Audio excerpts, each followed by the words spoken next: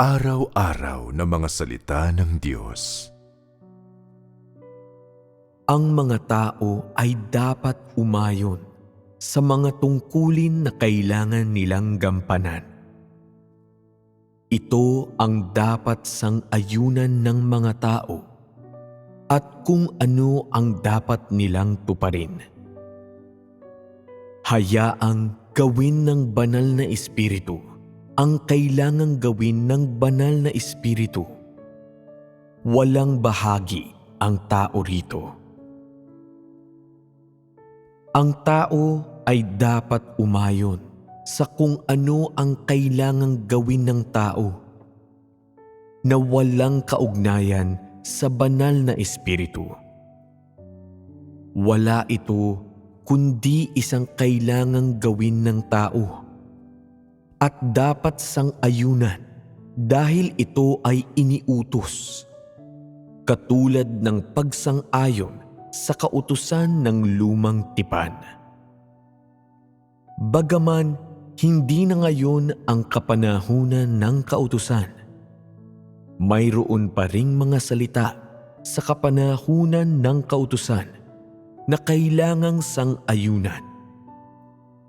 At ang mga ito ay hindi lamang naisa sa katuparan sa pamamagitan ng pag-asa sa paghipo ng banal na espiritu, ngunit kailangang sang-ayunan ng tao. Halimbawa, huwag mong hatulan ang gawain ng praktikal na Diyos. Huwag mong labanan ang taong pinatotohanan ng Diyos. Sa harapan ng Diyos, panatilihin mo ang iyong kinalalagyan at huwag maging talipandas. Maging mahinahon sa iyong pananalita. At ang iyong mga salita at kilos ay dapat sinusunod ang pagsasaayos ng taong pinatotohanan ng Diyos. Igalang mo ang patotoo ng Diyos. Huwag mong baliwalain ang gawain ng Diyos at ang mga salita na nagmumula sa kanyang labi. Huwag mong gayahin ang tono at mga hangad ng pagbigkas ng Diyos. Sa panlabas, huwag kang gumawa ng kahit na anumang hayagang pagsalungat sa taong pinatotohanan ng Diyos. Ito at ang marami pang iba ay mga dapat sang-ayunan ng bawat tao.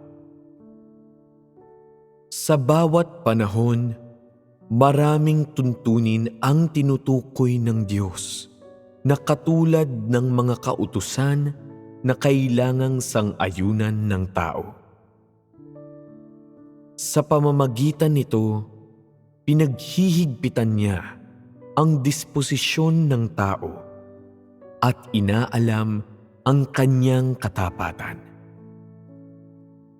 Ang mga salitang, "Igalang mo ang iyong ama at ang iyong ina" sa lumang tipan, halimbawa. Ang mga salitang ito ay hindi na akma ngayon. Sa panahong yun, pinaghigpitan lamang nila ang ilan sa mga panlabas na disposisyon ng tao. Ginamit ang mga ito upang ipakita ang katapatan ng paniniwala ng tao sa Diyos at tanda ng mga naniniwala sa Diyos. Bagaman ngayon sa kapanahunan ng kaharian, mayroon pa ring mga tuntunin na dapat sang-ayunan ang tao. Ang mga tuntunin ng nakaraan ay hindi na akma. Ngayon, marami ang mas angkop na pagsasagawa para tuparin ng tao at mga kinakailangan. Hindi nito isinasangkot ang gawain ng banal na espiritu at kailangang gawin ng tao. Sa kapanahunan ng biyaya, marami sa mga pagsasagawa sa kapanahunan ng kautusan ang iniwaksi dahil ang mga kautusang ito ay hindi sadyang mabisa para sa gawain sa panahong iyon. Matapos iwaksi ang mga ito, maraming mga pagsasagawa ang itinakda na mas angkop sa panahon at naging mga tuntunin sa ngayon. Nang ang Diyos ng panahong ito ay dumating, ang mga tuntuning ito ay itiniwalag at hindi na kailangang sang-ayunan, at may mga itinalagang maraming pagsasagawa na mas angkop sa gawain ngayon. Ngayon, ang mga pagsasagawang ito ay hindi mga tuntunin, ngunit para magkamit ng bunga.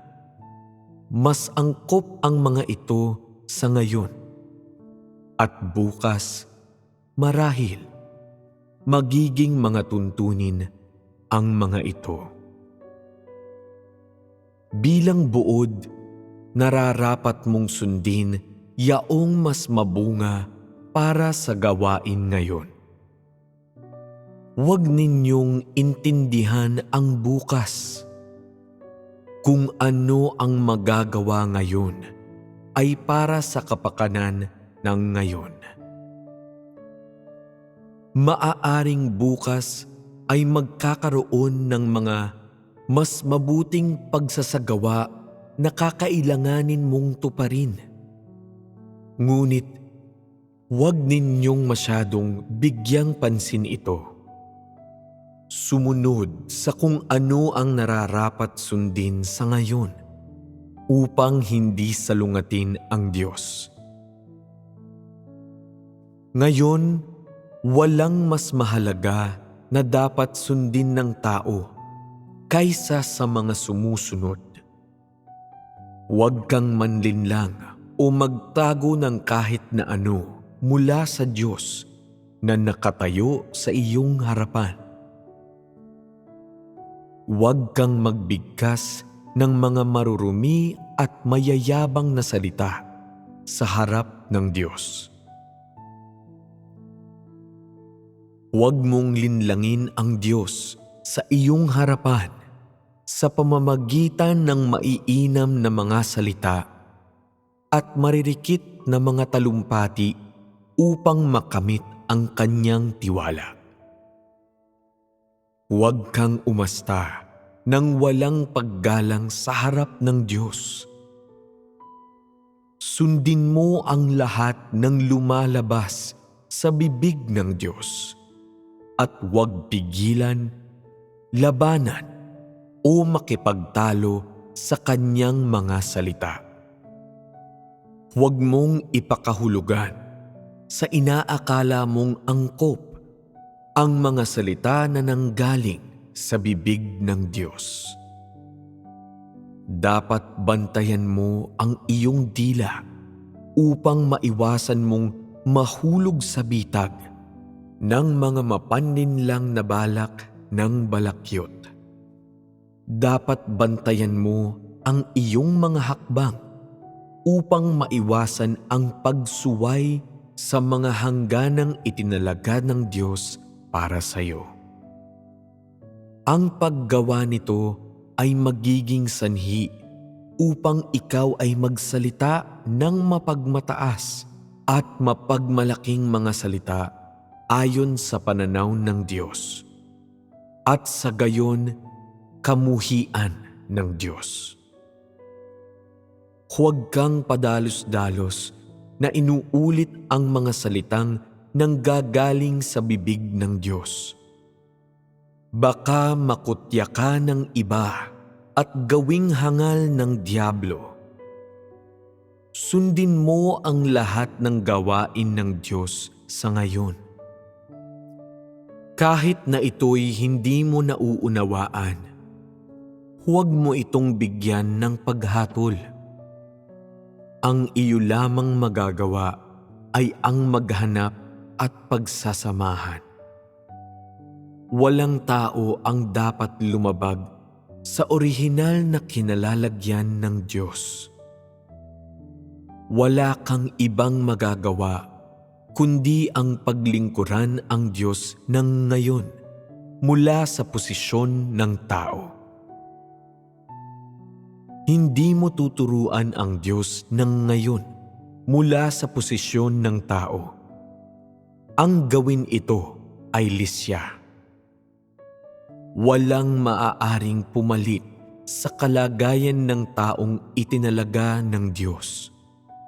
Sa iyong mga salita, kilos, at mga saloobin, ikaw ay nakatayo sa posisyon ng tao. Dapat itong sundin, responsibilidad ito ng tao. Hindi ito maaaring baguhin ni numan. At ang gawin yun ay isang paglabag sa kautusan ng pamamahala. Dapat itong tandaan ng lahat.